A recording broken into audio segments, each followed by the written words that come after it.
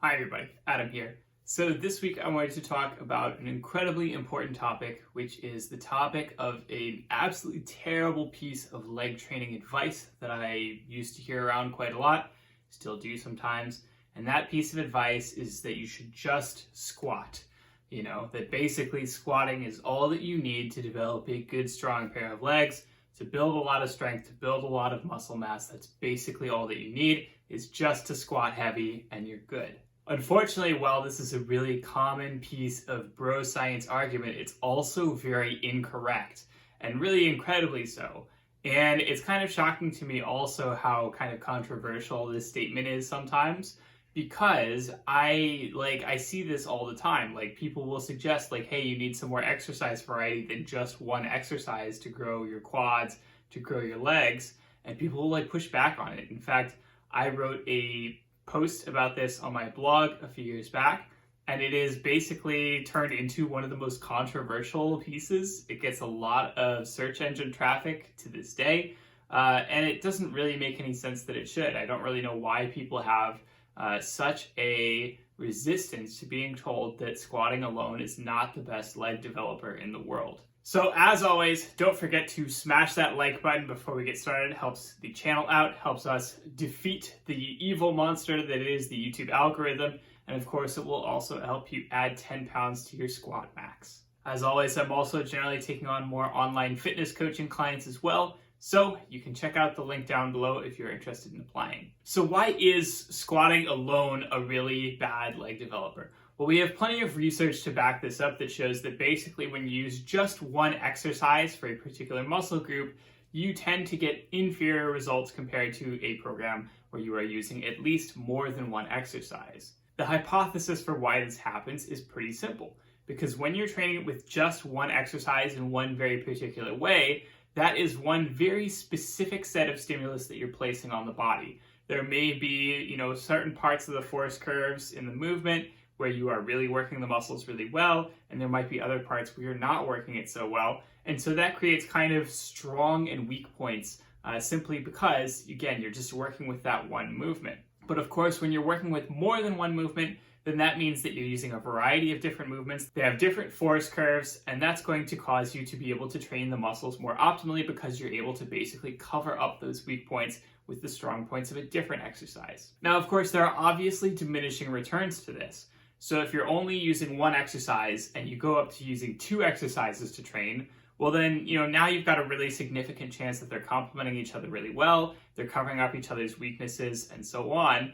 And so, at that point it's okay, are you going to get a much additional benefit out of adding a third exercise? Well, probably less so. How about a fourth, a fifth, a sixth, a seventh? At that point, obviously, you're really not going to get much of any additional benefit out of adding additional exercises, because at that point you're basically hitting all of your muscles optimally in every single possible way, and so adding more exercises isn't going to make anything better. It's actually likely going to make things worse, because you are just overcomplicating things, and that is causing your training to suffer a little bit. So now that you have this general sense, that's how it works generally with most muscle groups altogether. So what are kind of the specific problems that can happen when this is happening with the squat, compared to, say, for example, something like the bench press or another major movement? So one thing to note is that obviously squatting places a lot of stress on your back. You're putting a lot of compressive force on the spine. When you're doing a heavy squat, you're basically placing a barbell on your shoulders, and your legs are moving the weight, but your spine is in between those two things, and your spine is absorbing the force of that bar, pressing downwards on it at all times. That can be really stressful for your spine. That can provoke a lot of recovery, because you are tensing the muscles of the back at all times to, again, stabilize that spine.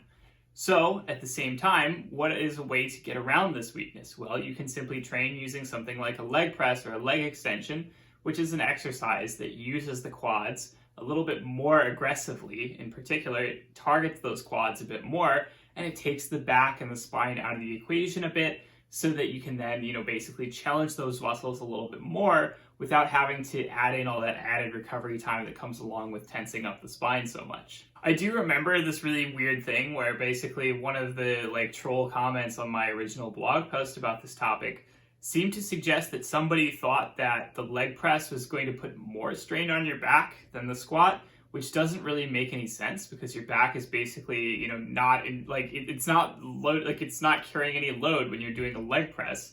And I was like, well, yeah, like maybe it's like putting a bit of extra stress on your hips because you're putting so much weight on it, but like that's not your spine. That's a totally different thing. Like that's the joints of your hips. And then like the person, you know, got really mad and turned into a huge argument for whatever reason. That, you know, doesn't really make any sense at the end of the day. Another important thing to understand is that while squatting is great for building strength and muscle, it might not necessarily be great at doing both at once. So of course, if you are training to squat really heavy, you are trying to build strength, then, you know, that's not really optimal for building muscle because you're basically just, you're training it with super high intensity, very heavy weights, very low reps. That is going to be suboptimal for building muscle mass.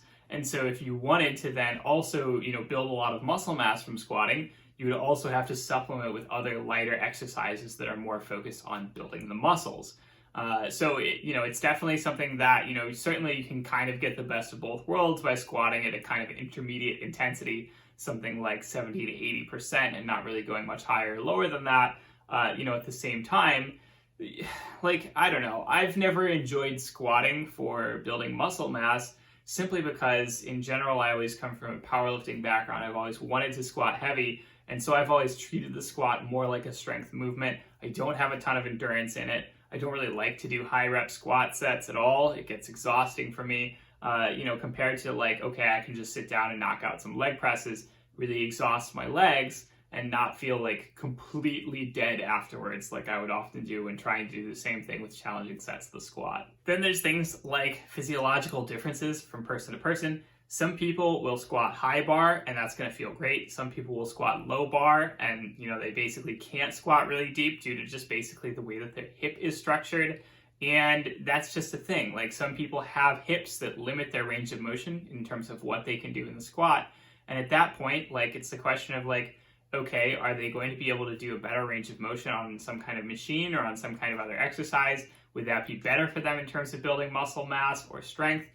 You know, very possibly it can be. Every single person's body is different, and so not every single person should train the exact same way. So the squat may not be an ideal leg training exercise for everybody. Generally, the high bar back squat is considered kind of the best squat in terms of building muscle mass, but this also requires that you typically be able to squat very deep, and most people will not be able to squat really super deep with a really good range of motion. You can be limited by things, again, like basically the structure of your hips, how tight your calves are, and how much they limit your ability for your knees to travel forward. In these cases, again, it's quite possible that you could get a better benefit out of just doing leg training machines like the leg press or the leg extension, as opposed to trying to focus all of your energy into squatting. And then, of course, the final and most important thing is that while the squat trains a lot of different lower body muscles, it doesn't train all of them necessarily well. This is kind of what I was talking about earlier, about how most lifts will have some kind of weak points and some kind of strong points in terms of the muscles that they train. The squat is an excellent exercise that really, really hits your quads, but it also has all kinds of other muscles involved in terms of your hamstrings, your glutes, your low back, your upper back to stabilize. But that doesn't mean that it is a great method for training all of those muscles. In particular, you can easily see when we do the research that when you do something like a deadlift or a good morning or some leg curls, that's going to train the hamstrings, the glutes, and the lower back a lot better than the squat will. And that's because those are simply different exercises, different force curves, different requirements, and so on. And so when it comes to lower body training, very obviously, the squat is not the only exercise because you also need to supplement it with some of that training for those muscle groups, which you can get better elsewhere from other exercises. With those more posterior chain-focused exercises, again, like the deadlift, various hip hinge related exercises. Those will be good natural complements, kind of like I mentioned earlier, to kind of make sure that you are getting the most out of your lower body training. So at the end of the day, obviously you don't just want to squat, you want to get a good variety of lifts in that covers all of your bases in terms of hitting all the major muscles effectively without at the same time being so unnecessarily overcomplicated that it becomes a distraction or that it detracts from your training. So with that in mind, here are the general approaches in terms of the kinds of exercises that I tend to use with myself and most of my clients. So of course, obviously the first one is squatting. We've already talked about that. Builds lots of strength, builds lots of muscle mass with the legs, especially in the quads. Aside from that, some kind of single leg variation, so something like lunges, split squats, that's going to help just in terms of working out the stability a bit more, training the inner and the outer sides of the legs a bit more, while still, again, just training the legs in a slightly different way. Third thing is basically some kind of machine-based exercise, leg press or leg extension. Again, the benefits of these is that they take your spine out of the equation, they allow you to isolate those quad muscles a little bit more effectively, and that can enable you to really focus on those quads in a way that those other exercises so far can't. Next, of course, is moving on to the posterior chain, so some kind of deadlift or hip hinge focused exercise. Deadlifting itself is a great movement for strength. It is maybe not so great of a movement when we're talking about building size, simply because it's a very exhausting movement as well. So I may not use this when you're talking to someone who is specifically looking to build muscle mass, but I will generally include it in programs where someone is just a general exerciser looking to generally get stronger, or when you're talking obviously to someone who is specifically training for strength. RDL or good morning. These are basically similar exercises, they're just loaded slightly differently. And these are, I would say, better exercises for the posterior chain for the basically person who is looking to just build muscle mass. They enable to use a little bit lighter of a weight while still getting a strong effect in, and they enable you to target the glutes and the hamstrings a little bit more, which can be great, again, for just getting an effective bodybuilding style workout in. And then lastly, of course, the leg curl. Extra focus for the hamstrings, just an excellent exercise for the hamstrings all around. And of course, again, that's going to be really important if you are more of a bodybuilder and you are looking to build up good lower body muscle mass. So in combination, all of those exercises together, basically about 3 that are more quad focused and 3 that are more hip focused. And the end result is that you can cover all of your bases pretty effectively without having to do 90 different kinds of exercises. I think that one of the most common problems I see with a lot of exercises is that they try to do way too much. They're doing like 10 to 12 exercises per workout, and it's exhausting. It's like, there's no point to this. You're not getting much of a benefit out of this anymore. You're just kind of wasting your time and exhausting yourself.